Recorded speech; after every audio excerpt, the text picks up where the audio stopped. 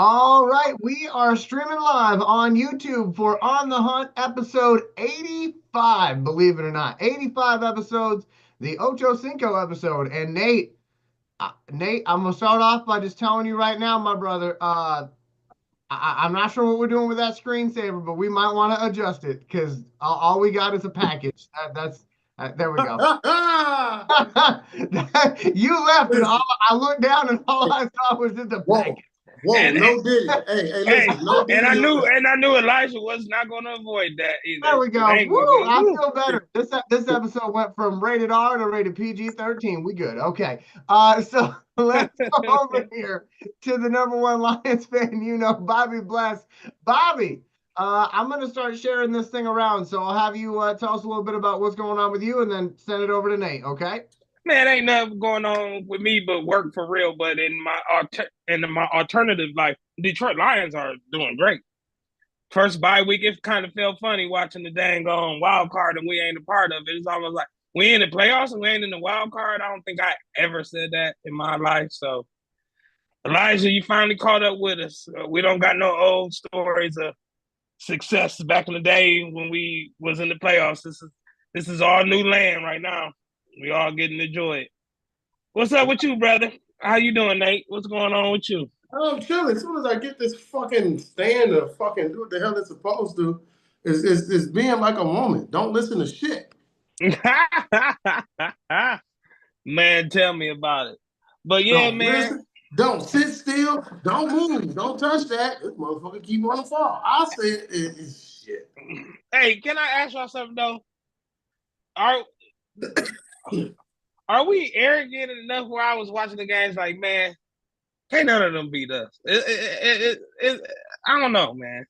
I know I got the biased eyes, as they say, man, and I was just watching like, boy, can't none of these teams at least score with us. None of them. Listen, it ain't even arrogance enough. It's just the fact that we have a team that in this year put up 50 twice, put up 40, I think 5 times, maybe even 6.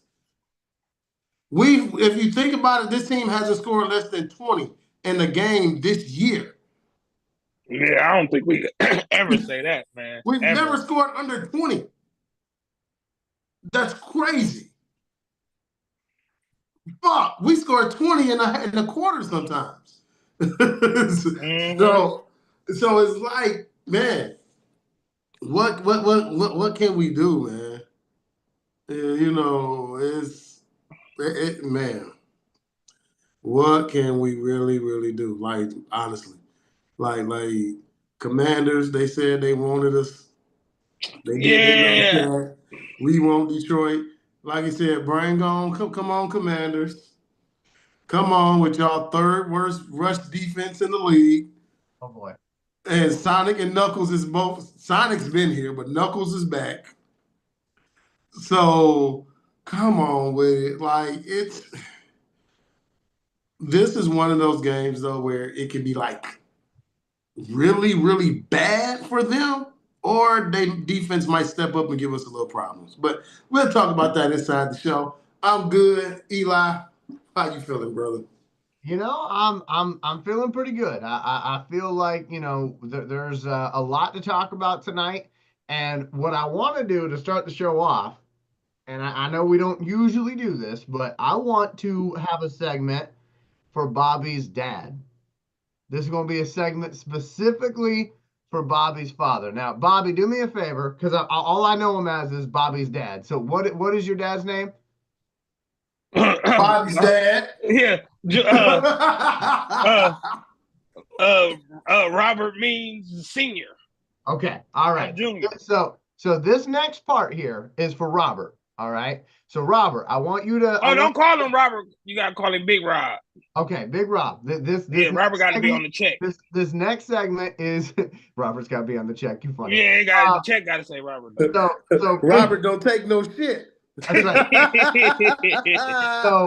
So Big Rob, this segment goes out to you, and I want you to give Bobby some feedback so I know how I did. Okay, but I wanted to start off talking about the Dallas Cowboys.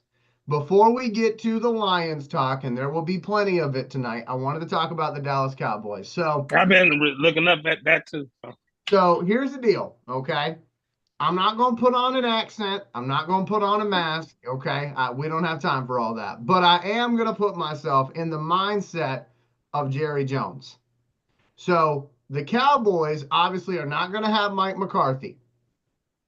A lot of people have been making fun of Jerry Jones, saying, Jerry, you missed out on being able to talk to some of the best coordinators out there because you didn't do what you needed to do last week so you could set up these interviews. You held on to Mike McCarthy a little bit too long. My thing is, I don't think Jerry Jones wants any of the top coordinators. I don't think Jerry Jones wants Mike Vrabel. So for people to say he missed out on what he doesn't want, that's not going to bother Jerry. Because I believe Jerry Jones wants one man and one man alone to coach his football team, Deion Sanders. And I realize a lot of people are going to say, Elijah, Deion has said consistently he does not want to coach in the NFL. Listen, I believe him. I do. I believe him. But here's the pitch. It's not coaching America's team. It's not, hey, you get to coach in the NFL. Here's the pitch.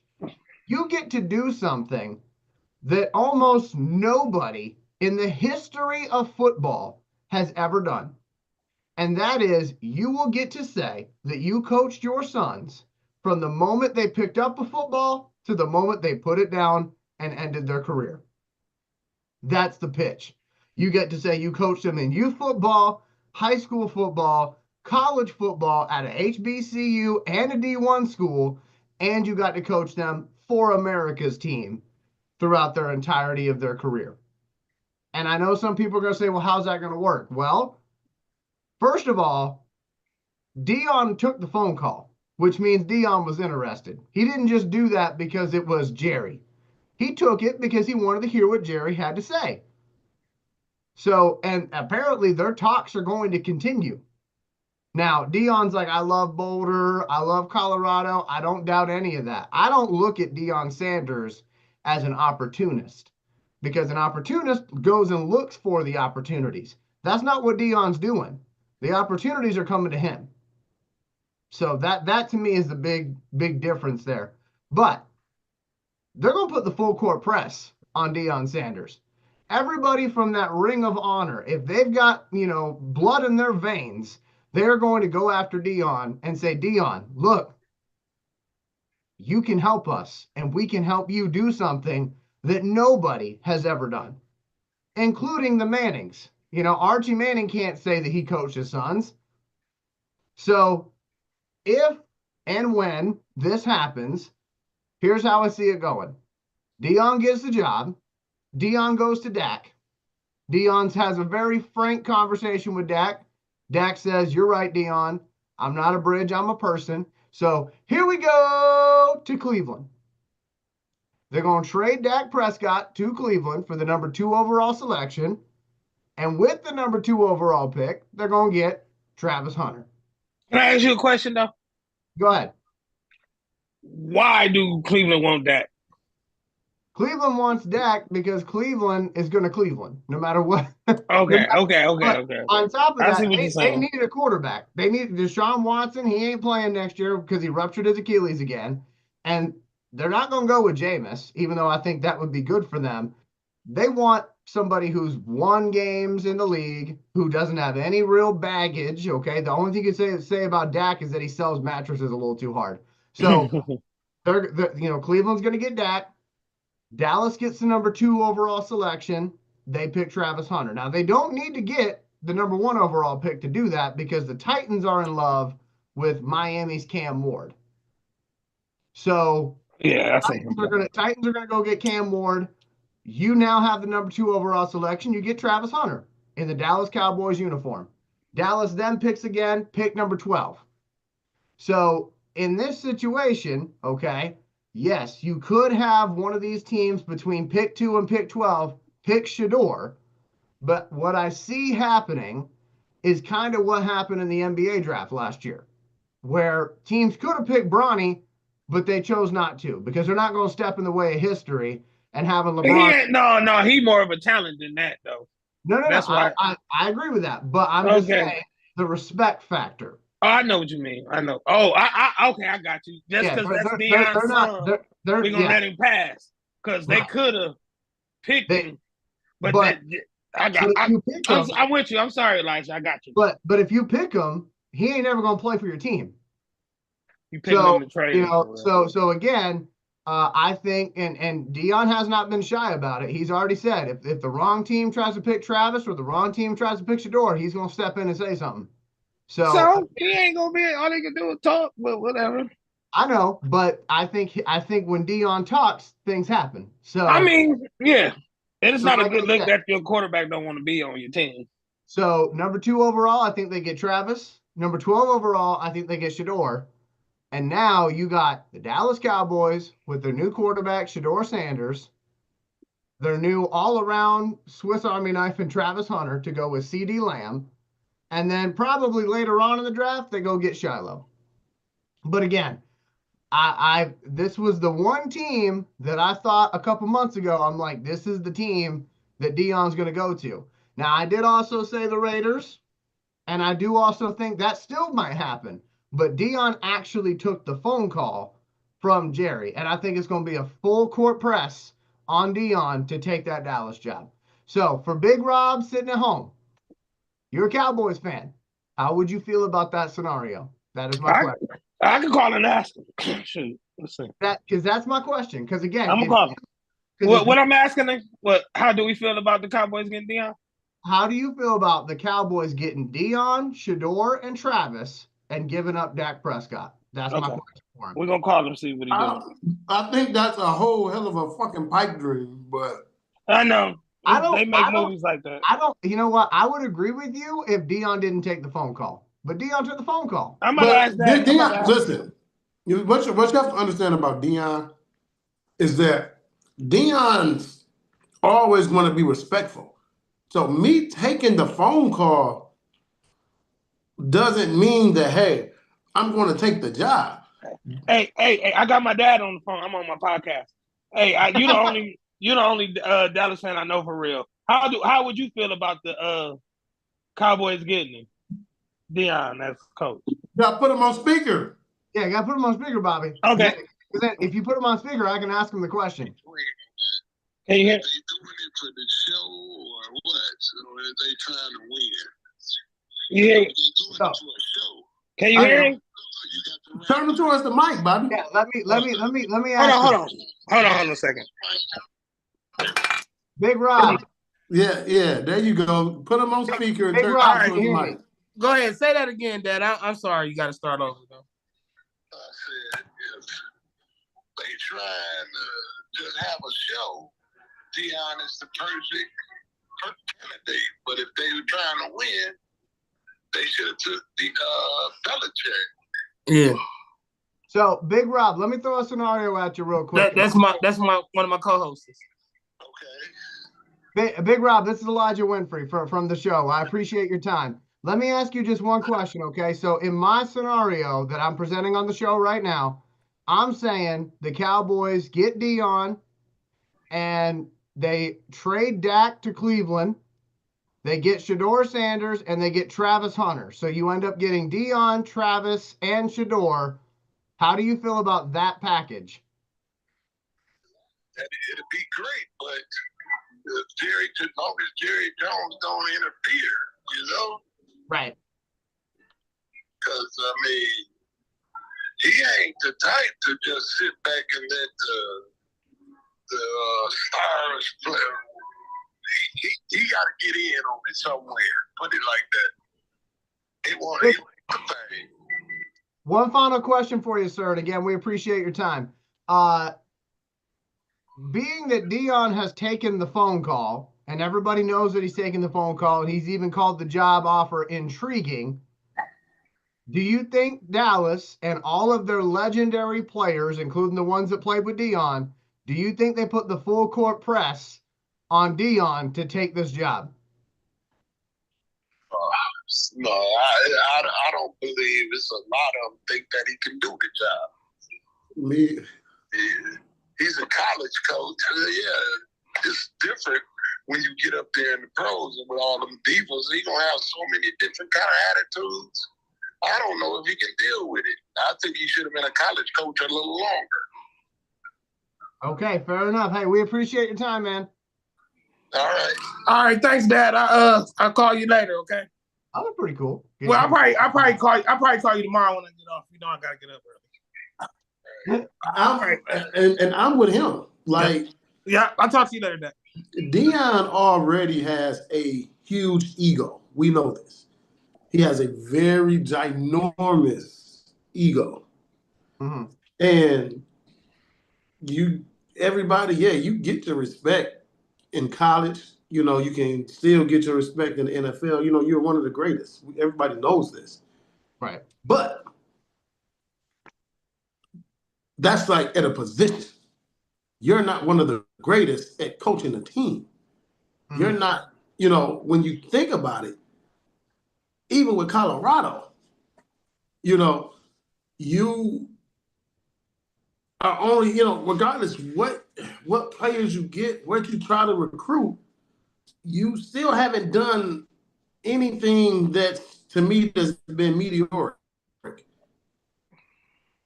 So I respect. You know, the best thing you did was take Shiloh and Travis with you from Jackson State to Colorado.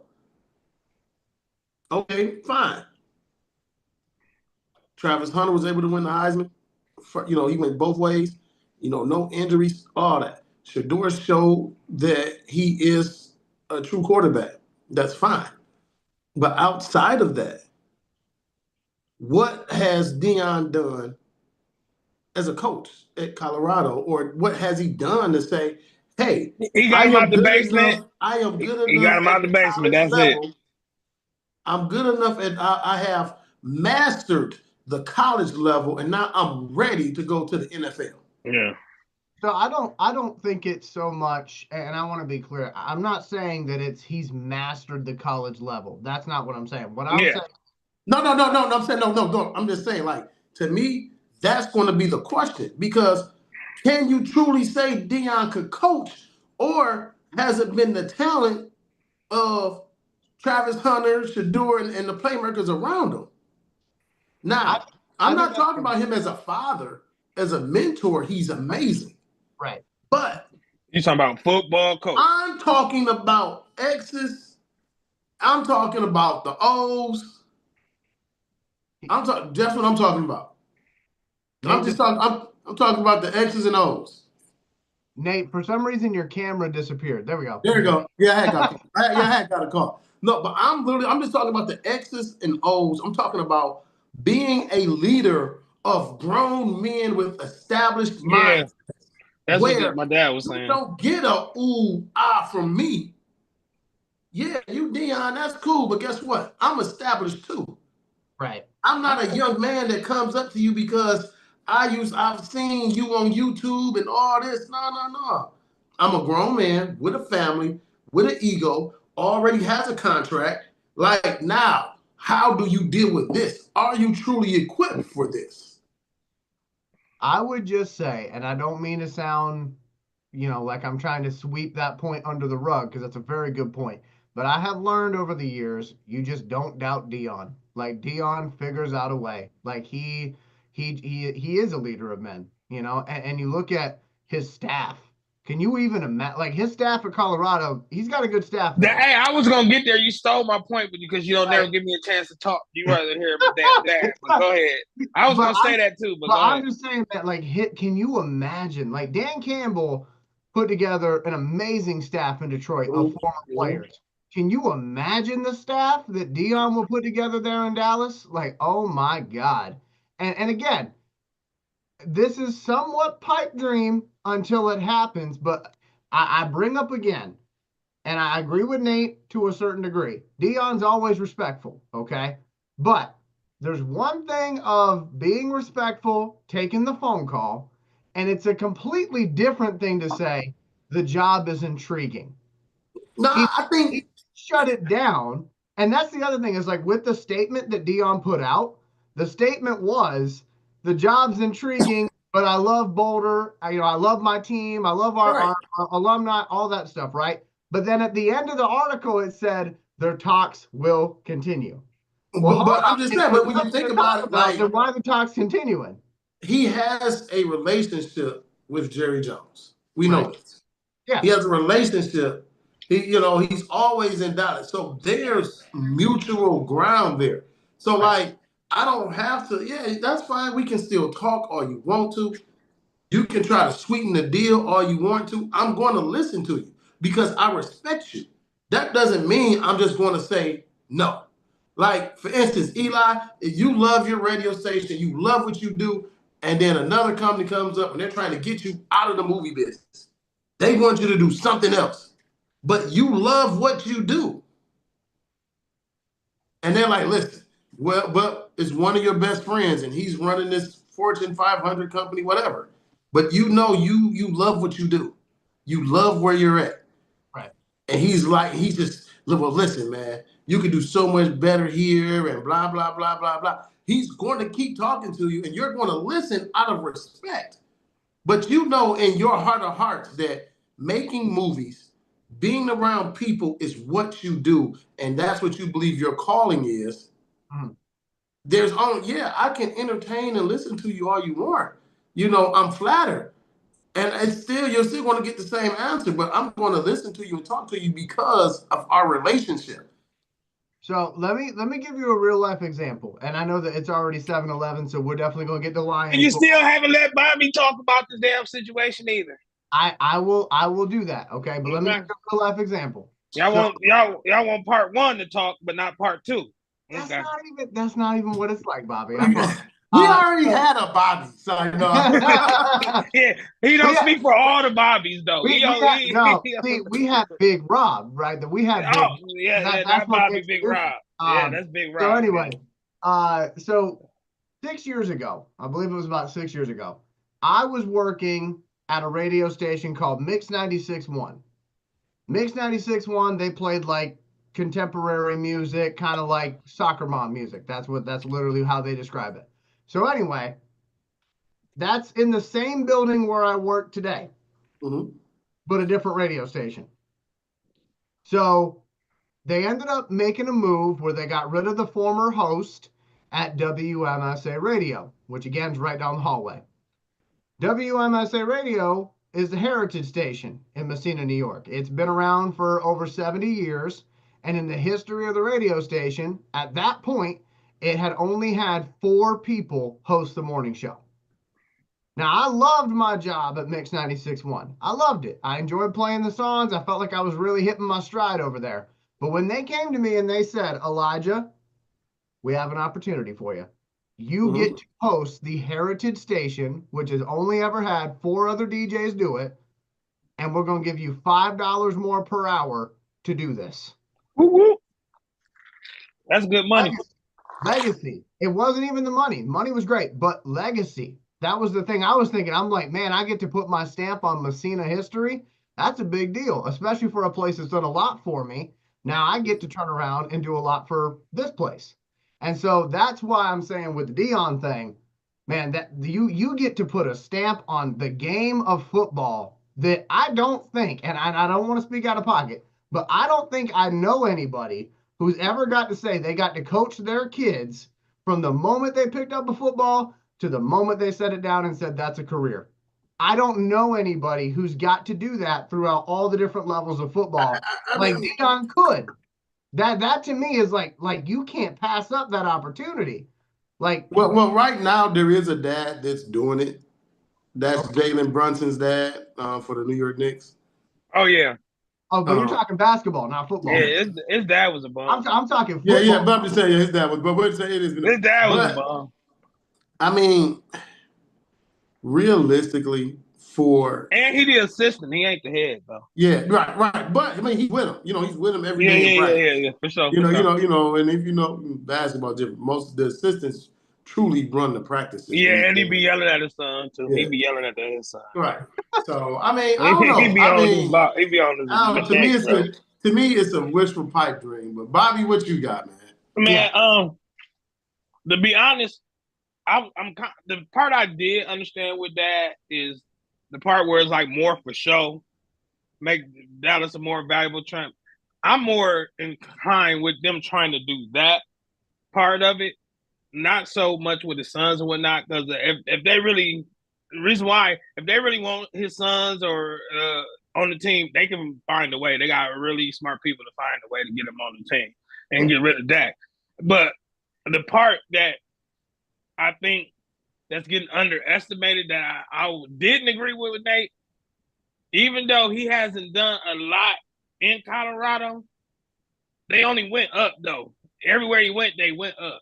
Now, him staying there, he might got other reasons, not to stay there. But I can't say, I would say he could take Colorado to the playoffs next year. I wouldn't say he'd be a top 5 team, but I say that to say that I think Deion's actual coaching is underrated. If you get what I'm saying, like, even though he coaching kids, if I was in the NFL and I was a receiver or I was a quarterback or I was a corner, if Deion Sanders tell me something, I might want to shut the fuck up and listen. Yeah, just my opinion though. And then you like if you ever watch him in different shows and media, he's always like coaching. Accidentally, he coached so much. He's so much into football coaching. He coached playing around. He talking to Ocho Cinco and then lining up. He like, oh, you gotta have your foot here. If your foot here, I'm put my foot here. You know what I'm saying? He like all about football. So he live and breathe it. But the part I don't like though, he haven't done enough to deserve the job though. Now, he might got the skills. He ain't got the resume. The resume matters somewhere down the line. You can't do it all on reputation. Yeah, you can't do it all on reputation. So he not saying he ain't paid his dues, but yes, that's what I'm saying. He ain't paid his dues. But I would like to see him at least do like Harbaugh did. Win a little bit with some major franchises, then come to the NFL. If you're a coach, you're going to coach everywhere. But the part that I'm kind of like tied on with is because he coaching in college, right? He coaching different programs and whatnot.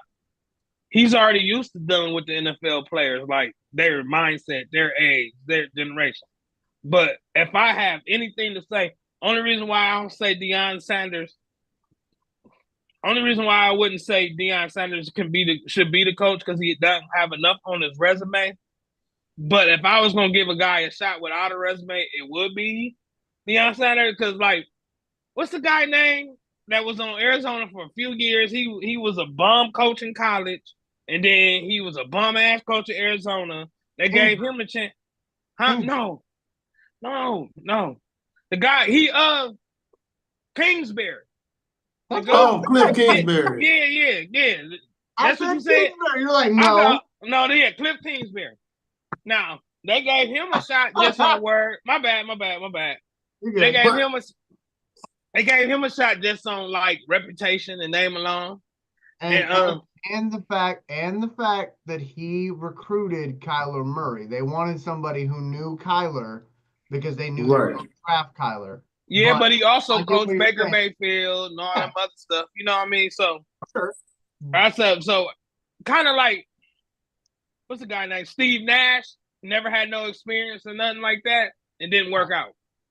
You know what I mean? Steve Nash is different though. So like Steve Nash was like a general. Same thing with Jason Kidd. Certain guys, you know, they're going to go into coaching by the way that they play. Right. You automatically know it. But like I'm saying, like to me, with Deion, like even when we say Harbaugh's resume, this is what Harbaugh did. Harbaugh, we know he was at Michigan. In San Diego too. San Diego, right? But no, he was at San Diego. Yeah. Won. went to the NFL, won, then left, went back to Michigan. They were winning again. He coached Andrew Luck in Stanford too. Right. He been right. Yeah, he put in Then some he was look. at Stanford. Then, you know, when you go back and you look at his track record, you have to look at where Michigan was prior to him getting there, to when he got there, to where they went in one season without him. Yeah. And then you look at what he did at Stanford. True enough, he had one of the best college quarterbacks and actually one of the pure talents to walk away from the game in Andrew Luck. We know this. Yeah, don't forget But he turned Richard Sherman into a corner too. He did. He sure did. He gave David Smith the keys to the Lambo, and only thing he had to do was not crash it. And he tore that motherfucker up. But what I'm saying is like Harbaugh's resume, he showed, hey, it wasn't just mid majors, San Diego State, Stanford, went to the NFL, took San Francisco to the NFC Championship, goes back to Michigan, dominates college, finally runs a perfect season, and then still with all the turmoil that was behind him, with him doing it, a perfect season, national championship, go to the Chargers in the very first year, take them to the playoffs. Yeah. That's a fucking resume. Right. No, and I don't. To me, Deion, when he got to Colorado had been piss poor for the last 4-5 years since Eric Bieniemy left. So you had nowhere to go but up. Right. You know.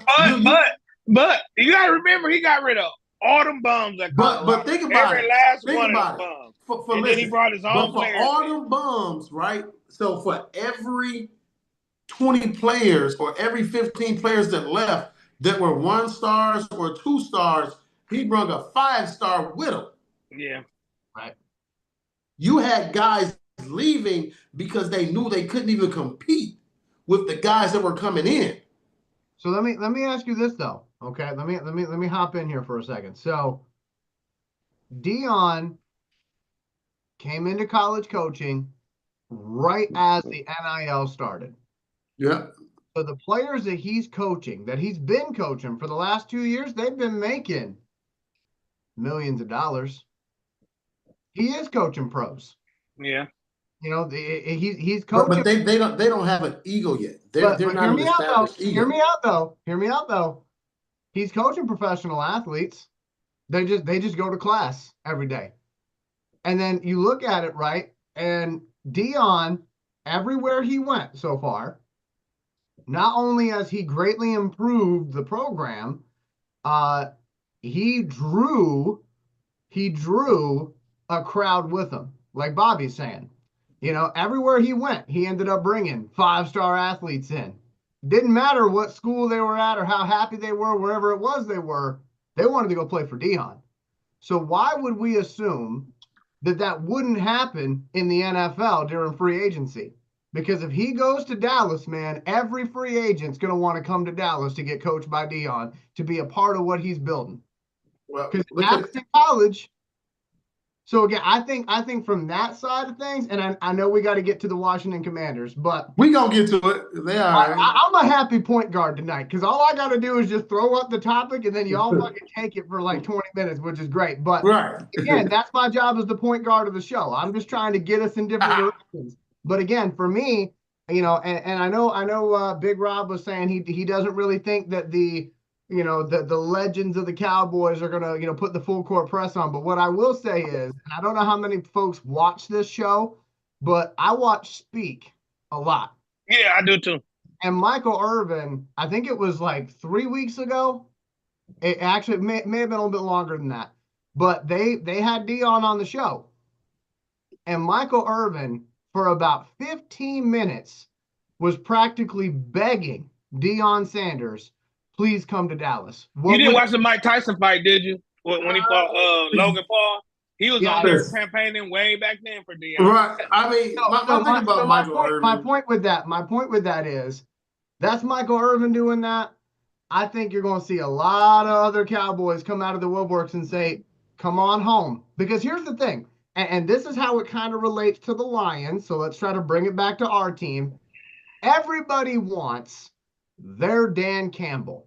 Everybody wants a former player who's got skin in the game to come back home and lead us to the promised land because we did it. So therefore, everybody else wants to do it. Look at the But remember now, it's not just the skin. Like they're the I hate to say, but the man crush the league has is the fact that Dan Campbell is no nonsense. And everybody says the word grit now. This is all you hear. Mm-hmm. Grit, grit, grit. Like they laughed about the 3 toes and the 1 ass cheek, and I'ma still beat your ass. And he meant it though. But so now it's about the integrity. It's about being a true leader of men. Because remember, for the longest, me and Bobby would tell people about morale, and nobody believed us. Oh, they're athletes. They make millions. You don't need morale. What? Yeah. Well, like I said though, I just I think everybody wants their version of Dan Campbell, and for Dallas, they're looking at it saying, man, we, like them or hate them, man. Dallas is a sleeping giant if things are done correctly and Jerry Jones stays out of the way. Now, obviously, that second part, nobody believes is going to happen, but He's gonna have to die. But, God forbid, but yeah. See, tomorrow that's gonna happen, and we're gonna post this and be like, look at listen, we got lucky that Ford passed away, and then his wife finally gave up because we would still be in the same shit show that we were. But again, like for Dallas though, they're a sleeping giant, man. They're a sleeping giant, and it's not that Mike McCarthy was a bad football coach. He was getting them to 12 wins a season. He had no control. But he had control, and he also, I mean, let's be honest about it here, fellas. He does not have a cool factor. Like, you got a brand like that. You need somebody who can be an ambassador. Like, even Nick Saban at Alabama. Nick wasn't much for the spotlight, but when you put a spotlight on him, he does a good job. He's interesting. You put Deion in front of that star as the coach of the team and the leader of that brand, man, that just means when they go belly flop, they just got another brother to put a toe tag on. Fire him in 1 year. I don't think that it's going to be fire in 1 year, huh? I don't think it's going to be like Gerard Mayo. They dogged him too. We ain't got time for that, but they really dogged him. But I don't even really want to go in on that right now. They did him so wrong. Yeah. To flip the script over here to the Lions, which by the way I do agree on, that Gerard Mayo was done wrong. That boy, he should sue their ass. I think they knew they wanted Vrabel, and they figured, how do we get rid of him? Which, by the way, can we give it up for Aaron Glenn for denying the interview with the Patriots? Ben Johnson, Ben Johnson too. Oh, for real? I didn't hear about Ben. Both of them. Neither one of them went to that shit. but like for Aaron Glenn, and again, I don't want to take us down a road that we don't have time to go down. We can talk about Aaron Glenn. But for Aaron Glenn, I think he knew this interview is bullshit. It's not an actual interview. They're just trying to fill their quota because they already know the guy they want. And again, he ain't going. I'm not trying to start shit. I'm just saying he knew. So I ain't going. Remember when the Lions did that and the guy Wilkes, who was the Vikings defensive coordinator? Yeah, he said he denied to take the Lions interview. And they asked him why. He said, why go when they already got the guy that they want? Right. Ain't no need. Y'all know who y'all want. So ain't no point in me wasting my time. Like, just go ahead and hire the motherfucker. And he got fired 5 years later. And that's why they fired Wilkes his first year with Arizona. That's exactly why they fired him, because he threw the cat out the bag on that. But whatever. Right. Steve Wilkes didn't care. He was a no-nonsense dude. And he's a good coach, too. He's a damn good coach. He's a good coach. like But I okay, said, go ahead, Elijah. Go ahead. so as we flip it over to the Commanders here, I'll start and then I'll toss it over and I'll do my point guard duties here. So as far as my opinion on this game, this is the one opponent I did not want to face.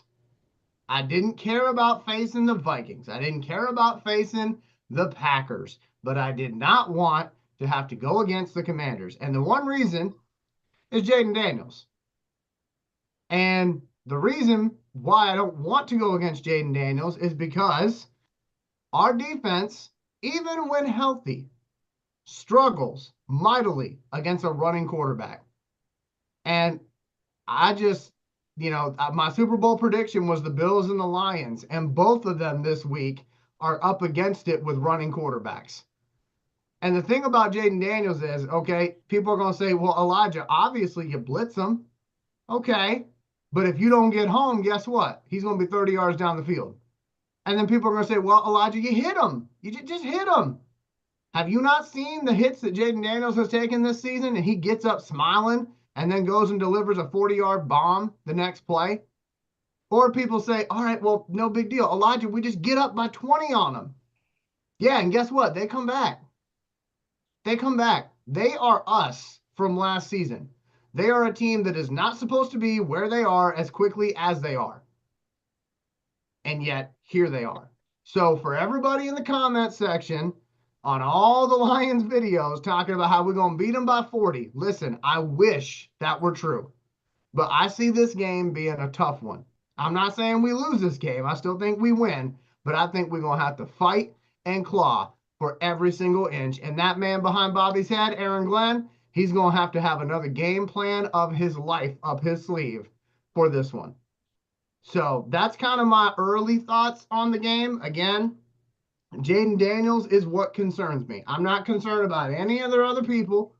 I think defensively for them, I agree with what Bobby said pre-show and what Nate said. There is no defense that can hurt us. Like we are really that offense when it comes to scoring points. Like we're going to get our points. But my concern is getting into a shootout. That is my concern. Because Jayden Daniels is that dude. And, again, for the Commanders, they're not supposed to be here. Which, by the way, side note, Cliff Kingsbury, I said it to Bobby last week on the show. I said, Cliff Kingsbury don't want a coaching job right now. He wants to see this Jayden Daniels thing through. And then a week later, they're asking Cliff Kingsbury, do you want to be a head coach in the NFL? And he's like, yeah, at some point. But, man, look at the team we got here. Yeah, Arizona's still paying him, I hear.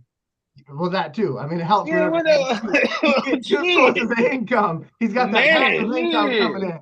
But let me toss it over first to our resident defensive coordinator, because I know he's got thoughts. And then Nate, I'll have you toss it to Bobby, and then Bobby toss it back to me. Nate, I'm concerned. Jayden Daniels, running quarterback. You and I have gone back and forth on this. Usually we're on the same side. I hate the 4-2-5. Help me feel better about this, Nate, please. Well, the biggest addition to this is Iffy. Melifonwu. So, Melifonwu's just now getting back. But the thing about reason why I'm not concerned about Jayden Daniels, yes, he's a mobile quarterback, but he's a rookie. And he doesn't have the playmakers around him. He's not like Josh Allen. Josh Allen is an enigma. He's a true. The word I wanted to say, we might get in trouble, so I can't even say it. Hey, he's stiff arming 300-pound people. Bro. Listen, Josh Allen is the new white chocolate of the NFL. Let me keep it real. But Josh Allen is that dude.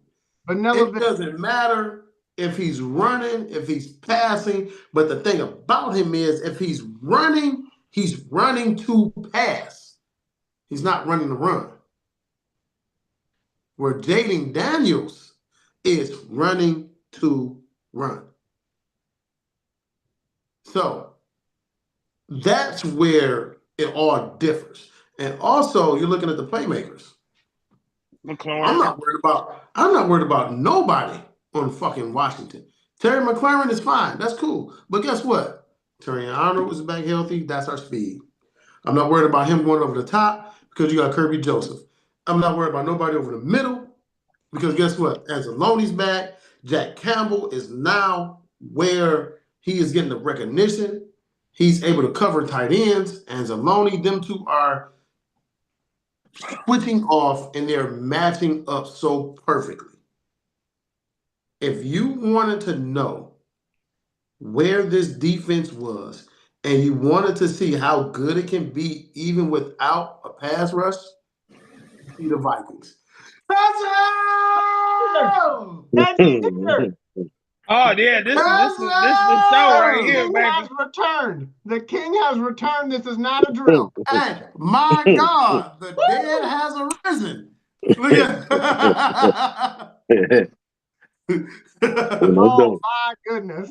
Hey, listen, I want to lift you up like Simba did like Mufasa did Simba. Not a Patron bottle. So listen, I'm just about to even cut mine short. I don't even have nothing else to say. Yeah, go ahead. So Bobby, Throw you it to okay? Reggie. So can I like lateral the baton? Look, we're Man, gonna throw a flea Man, flicker. throw it right to him. Quick. He might go. You gotta give him the ball right now. So little big cuz, I'm happy to have you back. So the floor is all yours. Go ahead, big dog. What we talking about? Commanders and Lions. Because I was saying that the Commanders are the one team I didn't want to face because of Jaden Daniels and what he can do. And then Nate was talking about how Jaden Daniels isn't necessarily, Jaden Daniels is a concern, but the players around him are not as much of a concern. So just your general thoughts on the Commanders-Lions game coming up, Reggie. So I'm going to echo the thoughts of our esteemed leader, Dan Campbell. I did watch He was just asked a question about the Lions and how we don't tend to do too well against mobile quarterbacks. And his statement was, tell me one team that does. So you let somebody like Jaden Daniels, they're going to do what they do. Whatever he's going to do, that's the production that they're going to get out of Washington. It's going to be coming out of Jaden Daniels. And I ain't worried about their running game. Brian Robinson is struggling right now. Eckler is okay. And they're really got a three-headed monster right now coming out the backfield. They can't keep up with us point-wise. They can't score with us. Their defense, especially their run defense, is atrocious. So you already know the game plan is going to be. The game plan is going to be to run the ball, keep him off the field as much as possible. And then, with that being the case, with him not being on the field, frustration sets in. That's when mistakes happen. Now you got a turnover. Now you're getting more possessions than they are. So not only have I kept him off the field, I got him frustrated. Now I got him forcing it, which plays right into what our defense excels in. So I'm not really hard-pressed about Jaden Daniels. I understand what he's done this year. You still have to understand he's still a rookie. The pressure intensifies the deeper that you go into the playoff. So it's one of the situations where I'm like, is he going to get his? To a point. But he has to be spectacular. And their defense has to get stops. And I don't think both are going to happen. Okay, fair enough. Bobby, because I want to make sure that you can't say that we don't ever want to hear you talk. So go ahead, big guy. Hey, I was about to pull out my book like AJ Brown. No, you're not. No, you're not. AJ Brown. Listen, this is your time. That was disrespectful too. But anyway, I was leaning towards what you were saying, Elijah, because I was really thinking that. But as Nate was saying, he recited the pieces we got. Put it back in my ear. You gotta remember who the fuck we is, right? So facts. Yeah, so that made a little bit comfortable. You gotta look in the mirror and say, I'm a dog, right? No, but make a long story short is we want to be playing our best. That's the main thing. And we don't want to do nothing that ain't got us here to stop somebody that we don't normally play, right? So he is a rookie. And I like how Reggie said it too. He gonna do what he do. I think with our running game, with Montgomery getting back, that's gonna help with the defense. Me and Nate been saying a long time ago, if you got a running game, you probably gonna have good defense too, right? Well, people let them at least be able to drink some Gatorade, get some air, kind of thing. But gotta remember this too. This is a rookie quarterback. And last year I went to the divisional game. And it was loud as hell. So yeah, he's a rookie, but you gotta remember he coming into the Terror Dome for real. I don't think they don't realize how loud. Dude, I wore earplugs. I wore earplugs. I was not with that shit. The only thing that I'll say about that, because like I hear that a lot, like whenever it comes to rookie quarterbacks, they like to bring up the noise factor, and I'm not trying to downplay. I'm not trying to downplay the noise factor, but remember, Jaden Daniels played in the SEC. Yeah, 100,000. Almost all of the SEC stadiums are bigger capacity-wise than Ford Field by about 50,000 seats. Yeah, but remember now, he's used to it, is what I'm saying. Remember, but you're talking about most of the state, all of those are stadiums. You're not in the dome. So all that noise, you're expanding out. Yeah.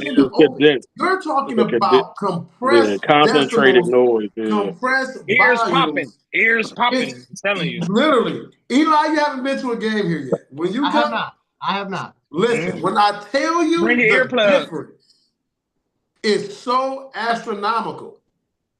Okay. It was so bad. I remember one game. This was a long time ago.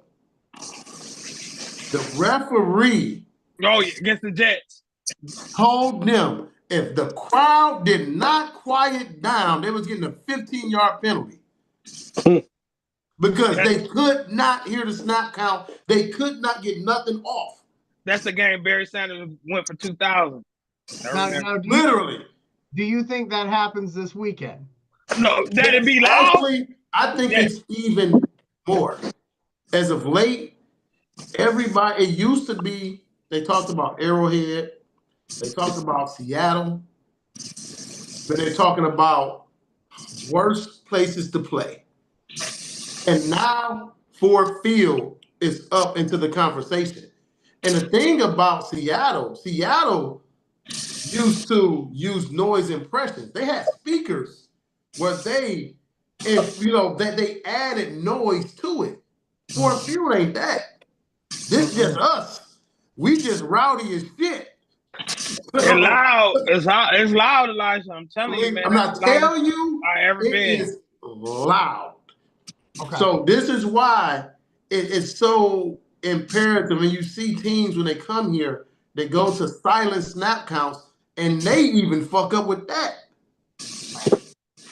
Like literally, they said they wanted the Lions, and again, they're going to get us. But like we said in the pregame, that was 50. That was some Vanderbilt energy, by the way. Y'all remember when Vanderbilt had that win, and then I think it was their linebacker. He went on the post game and said, "We want Bama." Yeah. And then the next week they got smoked. They got smoked. But this is what I say. Think about it. We have the #1 offense in the entire league. Right. We have the most points scored in the entire league. The most touchdowns in the entire league. Multiple 50 points, multiple 40s. Like, Washington doesn't even have enough firepower. Granted, we don't have everybody that we would like to have defensively, but even we've been without Hutch, might as well say, all year.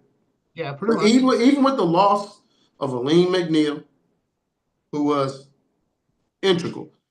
Yeah. Aleem McNeil was the one that really hurt in that middle. But I'm going to give Levi Ozarike a big shout. Pat Connor, a big shout. The return of Thor And now Jack Campbell. Listen, if Jaden Daniels want to run, he get hit by Big Jack, boy. Listen, Jack Campbell ain't no Diddy, but Jack Campbell laying wood. Hey, I got a question for you for all three of you. What QB did we play this year that gave you the most fear? What QB did we play this year that gave you the most fear? Baker. Josh Allen. I would say Josh Allen. And the reason I say Josh mine Allen was Baker in the beginning. Yeah, but which you always mean to a Baker. point I understand. I actually had Baker number 2. But the QB that gives you the most fear that we've won against this year is Josh Allen. Of course. And think about what it took Well, for not him to pull out Stafford. a W. Stafford didn't give you no fear, Reggie. Oh no, he's 3. Oh, He's okay. 3. He's definitely 3. Okay. He about to be 1 because I'm telling you, I think the NFC Championship.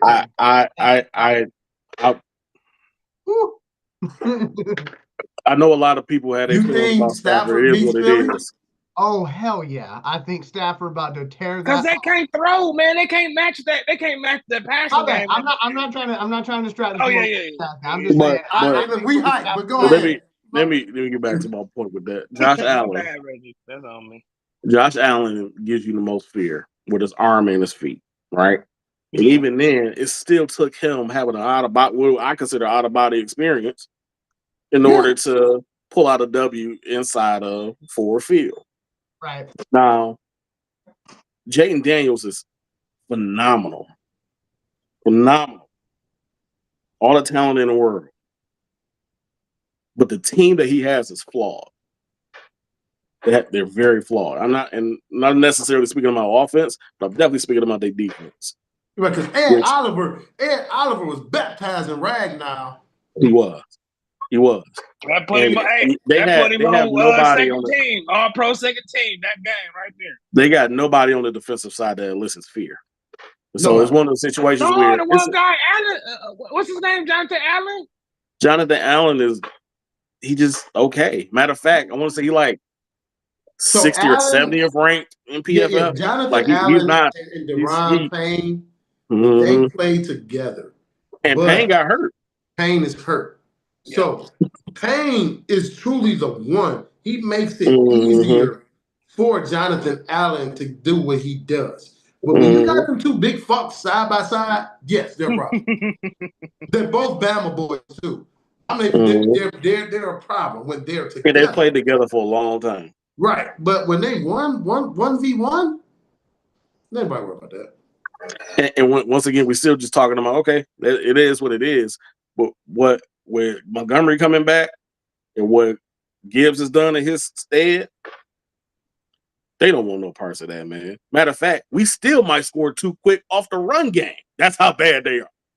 like if they really want to, I would be telling Gibbs, hey man, instead of turning it all the way up, bounce out of bounds. Let me pull a Saquon. Pull a Saquon. Let's go ahead and slide or something. Because if you really want to control this game, they can. Like this is actually, matter of fact, this might be the best matchup that we had coming in. See, I come in with my this is like going to church in a way. Like I come in with my fears and my hesitations. I was with you. I got here feeling like we got this. But I let you hustle me in that damn pre-meeting, and I got the feeling your side, and then they got to talking. Now I'm back right. I will really tell you. I'll tell y'all both this, man. I'll tell you this. If Washington pulls this out, I'm gonna be mad as hell. It's an epic fail on our part. It ain't got nothing to do with them. Something on our end happened. This ain't got nothing to do with them. Check Jahmyr Gibbs pregame.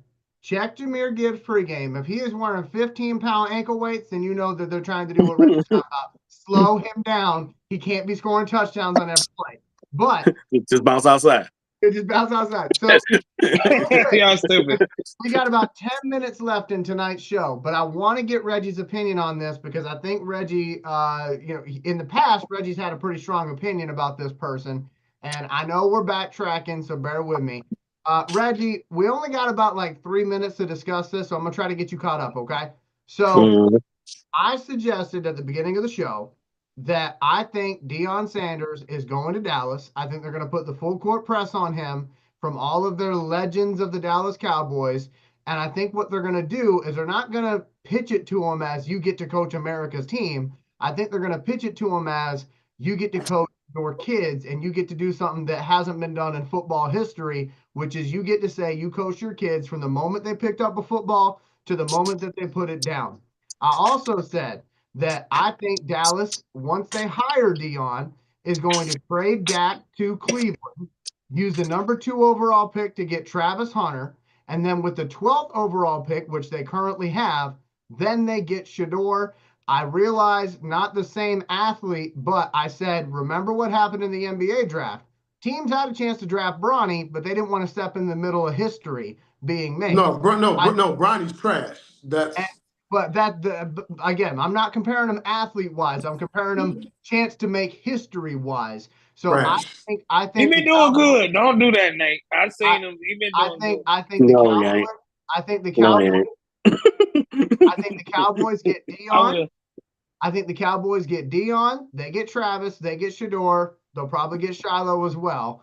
But I think the fact that Deion took the phone call was not just out of respect. I think he's actually interested in that position because he called it intriguing and they said the talks will continue. But I think appealing to the fact that he can do something with his family that has not been done in football history, I think that's the part that's going to get him to be the Cowboys head coach. What do you think about Deion with the Cowboys, Reggie? Hold on, while he ponders, I just got one question because I missed the beginning. How do you think they get the number 2 and keep the number 12? Because Cleveland is going to Cleveland. And it doesn't, but you do, but again, you're talking about that value pick. Like each pick has so much value. Like Dak doesn't carry that value by himself. I think it could be a package of Dak and somebody else, but I think it's bare minimum Dak because Cleveland. That's not enough. Cleveland desperately needs a quarterback, and I don't think not that bad. Now, granted, that's not enough. That's nowhere near enough. Granted, they could go get Kirk Cousins. I don't think they want to do that. I think they want somebody that they could build something around. I think this is a reset for them. Yeah. Probably. And again, if it is a true reset, then they just sit where they are and they draft Shedeur. But you can't. I think that number 2 pick, Dallas has enough people that they could get Cleveland to bite because Cleveland is stupid. And I hate to say it like that, but like legitimately look at the decisions they've made. And it's the same decision makers in the room. They didn't get a new staff. It's the same people that gave Deshaun $230 million guaranteed. But granted, Deshaun, prior to he warranted that. But he lit up. He was doing his thing in Houston. But prior to all the allegations, the whole guaranteed money was the problem. Guaranteeing the whole contract was that's what I'm saying. The guarantee. But I'm saying now money-wise. Yeah, I'm saying money-wise. Look at the choices they made. They guaranteed his whole contract. Look at the choices they make. So you can get them to do something stupid because they're prone to doing stupid things. But we do got to get Bobby out of here in 7 minutes. So I want to go to Reggie because Reggie. Go ahead, Reg. I know you got opinions on Deion. So what do you think about this opportunity to? I mean, he can also make history with the Raiders if he took that job. But I just think the Cowboys job, factoring in his son, getting to do something that's never been done in football history, I think that's too good for him to pass up. So I saw a report saying that the Raiders aren't interested in Deion. Yeah, I seen that. That's what now, when it comes to Deion and the Cowboys and everything that you just laid out, I would say it's a nice dream, but I don't think it's realistic. Mm-hmm. And the reason I don't think it's realistic is because of Jerry Jones. He would literally you would have to literally make him feel like this is his plan and not Deion's. He's one of those people that don't like to concede power. He doesn't like the look of it, and he doesn't like the sound of it. And so this will require basically him saying, I need you to come and solve all my problems for me. And that's not how he's cut. Yeah, you got to humble But himself. If it was a different owner for the Cowboys, I would say it's feasible to a point, but it's too many moving parts in order to pull off what you just said. Now, I just saw a video of Deion speaking on his kids, specifically his son. Yeah. And he was talking about how there's certain teams that I won't allow my son to go play for. Mm-hmm. And I really think that the Cowboys are one of those teams. I don't think he might have a certain feeling about Jerry Jones, but whether he wants his son to play for them, I don't feel like that's necessarily the case. Now, real quick, Reggie, real quick. Mm-hmm. The phone call has already been made. Jerry Jones called Deion to talk about this job. So while I agree with everything else you said, I just want to make sure that you saw that, because I did. He already made the call, and they already said talks are going to be ongoing. So that's why I'm like, okay, well, he's already kind of conceded a little bit to say, I'm calling you. I need your help here in Dallas. Because it makes sense for him to do his due diligence. He wouldn't be doing his job if he didn't give Deion a call. But Deion is one of those guys that's going to lay it down how he wants his stuff to go. Right. And Jerry Jones is not a person to be dictated to. He's the one that dictates. Right. And so is Deion. Deion's the exact same way. He dictates. He doesn't get dictated to. So it's one of those, it's two clashes where I just don't see that working out. Now, if Jerry is one to say, hey, I'll take a step back and give you this power to do this, that, another. I ain't doing that. But even then, I don't see it happening. And so and then to tell you the truth, I really feel like Deion feel like he has unfinished business at Colorado. That's the other aspect of it. There's a lot of kids that he brought out there that believe in him and want to play for him. And, you know, the way that people have been talking about him since he's made this move, I think he wants to go ahead and shut them all the way up. Right. But he's also going to make sure that his kid is straight. And he might even know, is my kid's best future playing for me in the league, or is it playing for certain people in the league? He's going to dictate that. That was my question. And with Deion, he's going to look out for his child on that aspect. But he also got all these other kids that's looking up to him too in Colorado. So while I think it's a nice thought, I don't look at Deion like how I look at LeVar Ball. Like it's not like that. This is different because he has his own mission. You know, his sons have their own mission, and he's not going to dictate their future from that aspect. But he is going to make sure that they go to the right place to be successful, and it just is what it is on there. Okay, so question: do you think that attitude that Deion has is going to hurt him going forward in this head coaching search? Because remember, he's got a list of teams that he don't want him to go to. And I'm pretty sure that these lists of teams are motherfuckers with, guess what? A high first round pick. Meaning they're all losers. Yep.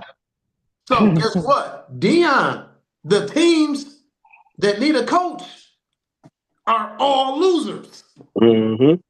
And that's why I don't have. So with Deion, he probably has in his head who he will coach and not coach for.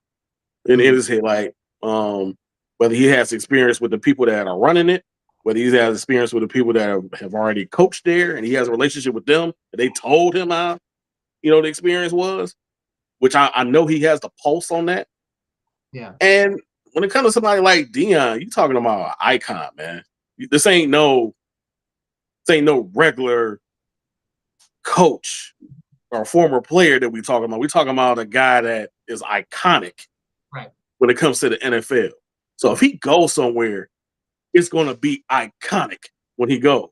See, that's what I was saying earlier. I said every free agent is going to want to come play with him, and think about the staff that he would be able to create.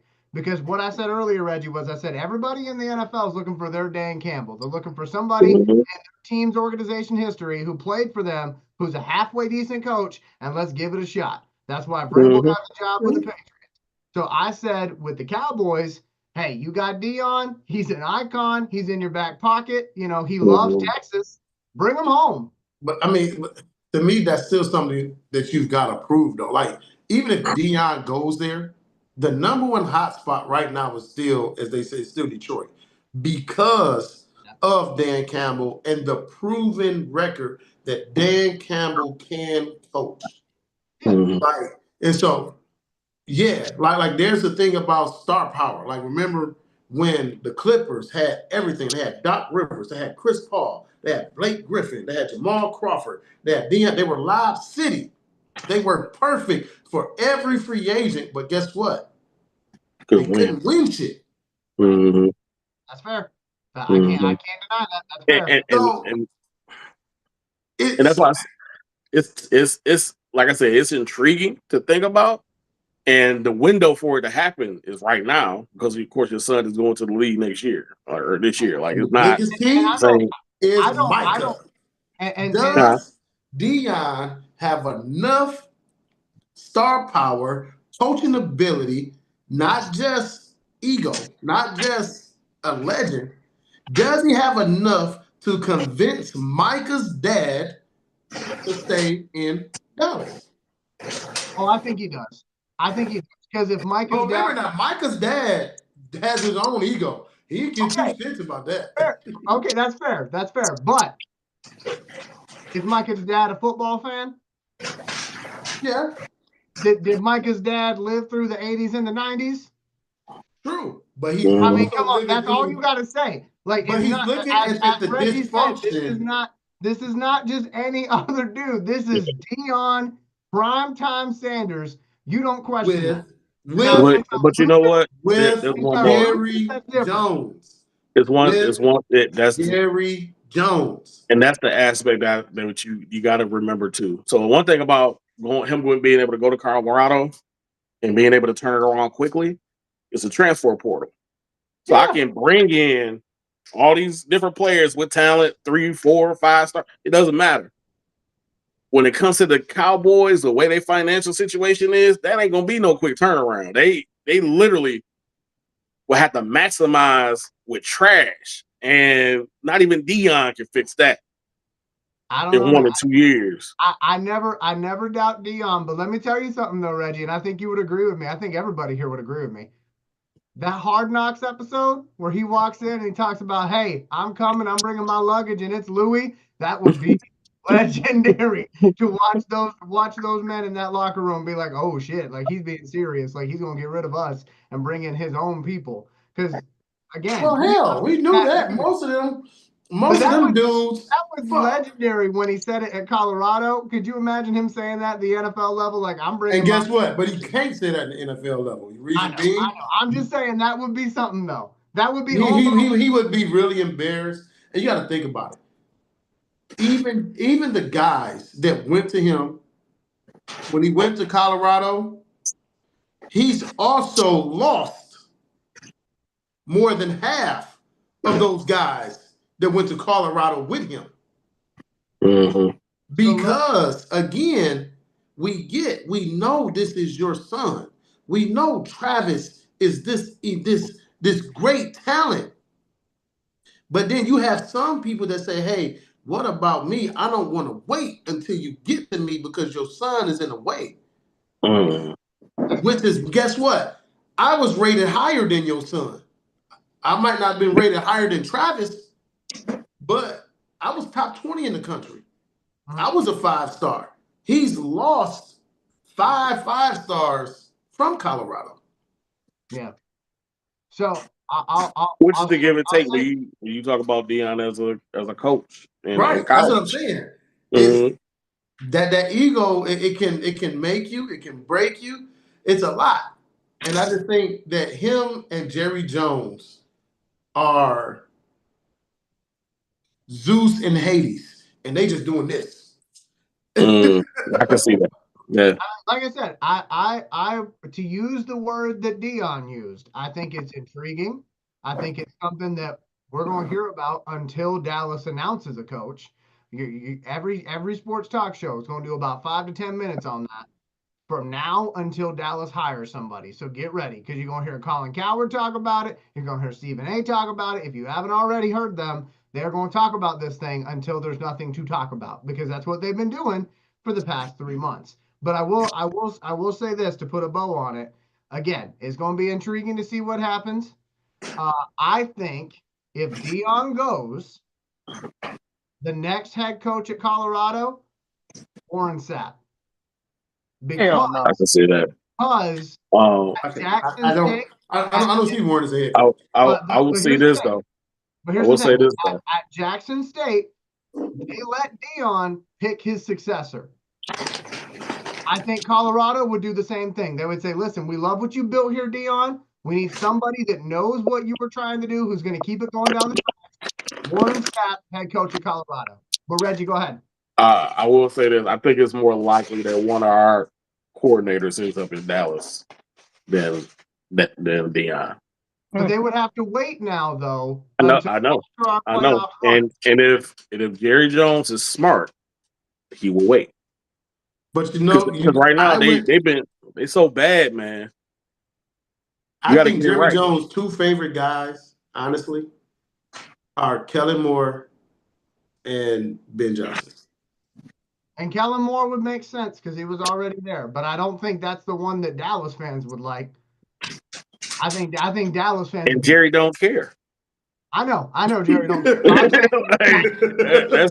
That's like, you talk about a dude whose ego is out of this. Right. Jerry Jones thinks he's Julius Caesar for real. Like he gives two shits about nobody. Like when he made that statement saying, I didn't buy, a hobby, I bought an occupation. Like this ain't got nothing to do with my kids. Yeah. Well, golly, bro. Like that's not even something that needs to be said in public. But you just said whatever. Jerry Jones has a dead clapping mindset. I said the same thing when I bought Slinky Dog. I'm just kidding. But yeah. That's what Jerry Jones is the kibosh for that for me.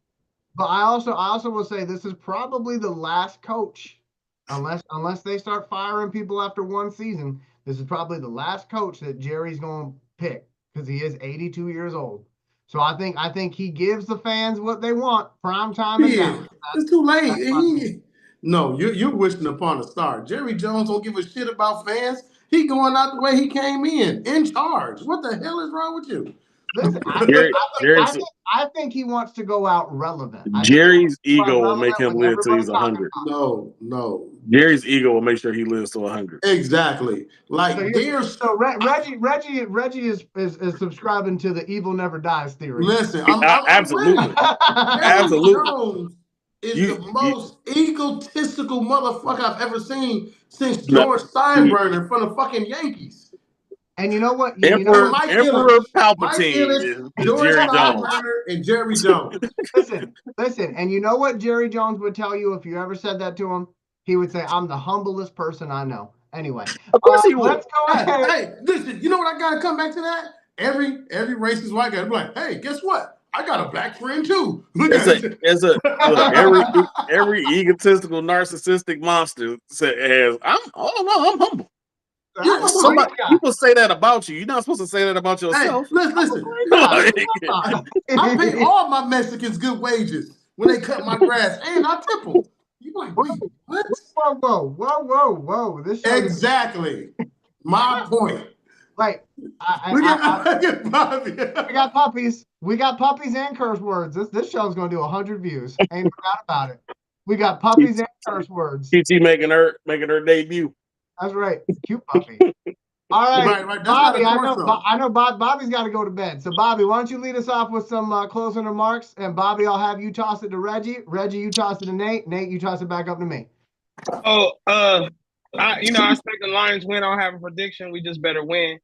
But I'm gonna use my closing argument for the Minnesota fans. Just leave this right here, because y'all. I'm just leave this right here for you, Minnesota. That's a Viking. That's how they looked last night. Limping. Man, listen. They didn't celebrate it against Green Bay and forgot they had the rest of the season to go. Have y'all seen that? No, that little celebration. They was turned up, man. That's where the Blu-ray is.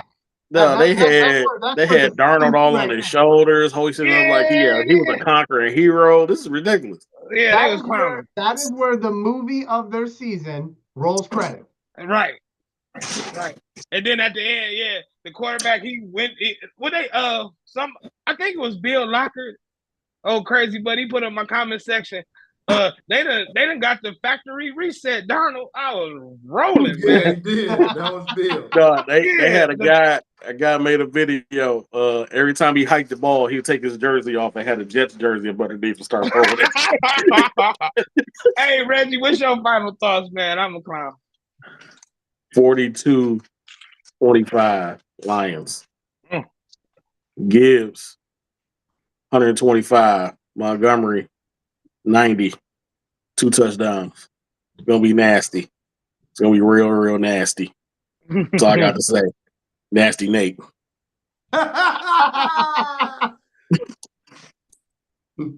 42-14. Ugh. I gave it. Listen, no Vaseline, no smelling sauce, just straight pound town. No baby oil, no nothing. No Diddy. Wow. Just No baby love oil, it. no Diddy. Hey, look, just love it. Bobby. I mean, Eli, my bad. I'm going to Elijah. You were so into it, you forgot who was supposed to come next. Damn. I did. Anyway, so if you know a Vikings fan and you want to terrify the shit out of them, all you got to say is 9. Because that's how many points they scored their last 2 games, and that's who went out there and destroyed their ass out in Arizona. And that's how many times Darnold got sacked. 9. Yeah. That is gonna be the number of their season. You know, this episode brought to you by the number 9. So in honor of that, how many touchdowns Jahmyr Gibbs gonna have, fellas? 9. I think Damn. Damn. It's gonna be the assassination attempt by Jahmyr Gibbs. That's what I think's about to happen. And I'm gonna sit back happier than a pig in shit, because I'm gonna be like, I told y'all. I told every single one of y'all. And as Jahmyr Gibbs is running past those Washington defenders, as he is running past those Washington defenders, he's going to say what Reggie says, which always makes me laugh. From the movie Mulan, he's going to say, dishonor on you, dishonor on your cow, dishonor on your whole family. That's right. So, but like I said, I think Lions, I feel better. I feel better about where we are after hearing from all of my brothers here. So I think we're setting up for a good one. That's for sure. So again, I don't think it's going to be a mama there goes that man situation with Jaden Daniels now. Like I thought that going into the episode, but listen, Angeloni and Jack Campbell gonna drill his ass. He come across that. I'm telling you, he crossed that gun line. Elijah, keep his mama out of this. Don't get that. Don't go there. Now, Nate. I mean, I love you, brother, but like we started off the episode with you having a package behind your head. And you have been getting increasingly sexual throughout this entire episode. Yeah. What are you talking about? You talking about no Vaseline, McNasty? Like, I don't know. I did not say McNasty. Mr. Nasty Time. He said. Anyway, look out. All right, my friends. We're going to try. All right, brothers, much love. We're going to try to get back to Jesus here in these last 30 seconds. So that being said, hey, be good to yourself, be good to others in that order. We hope to be talking. You heard what he said. Be good to yourself. That's right. Stop it now. Come on, Nate. Golly. We need a win just as bad as we need